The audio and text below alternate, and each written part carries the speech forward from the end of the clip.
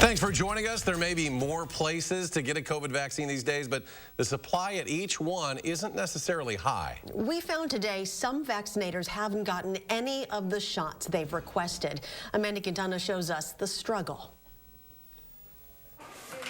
Small and family-owned are selling points for Newhouser Pharmacy on Monroe Street, but small also defines their vaccine supply, non-existent for the last 2 weeks, and only 60 new doses this week. At this point, I'm happy to get some, and if it's half of what I request, it's half of what I request, but at least I can help 60 more people. Those doses will go to people in their 70s, both Newhouser customers and people who filled out a form, although not everyone on that list is eligible right now. Pharmacist Maren Rasmussen says there's almost 600 people on that list. That's what I've been recommending even to our patients, is to get on multiple lists throughout the Madison area, and then some people have gotten on lists in other places just because it gives them the best chance of getting a dose. But in smaller towns, there aren't many options. Hometown Pharmacy in Partyville is the only pharmacy within 30 minutes. Even with that, some people can't make that drive, or some people don't have access to be able to get there. And in a smaller community, we don't have,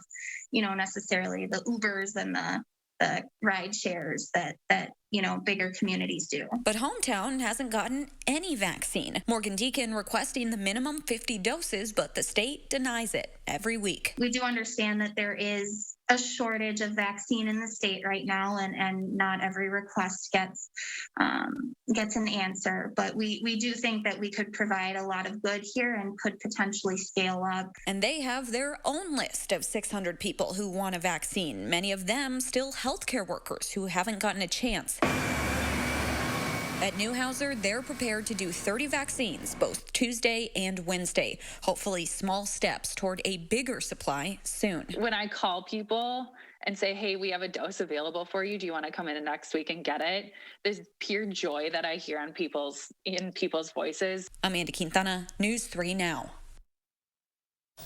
Originally, Newhouser was denied vaccine for a third week in a row, but because the state was given a little more vaccine than normal, DHS was able to go back and approve their request.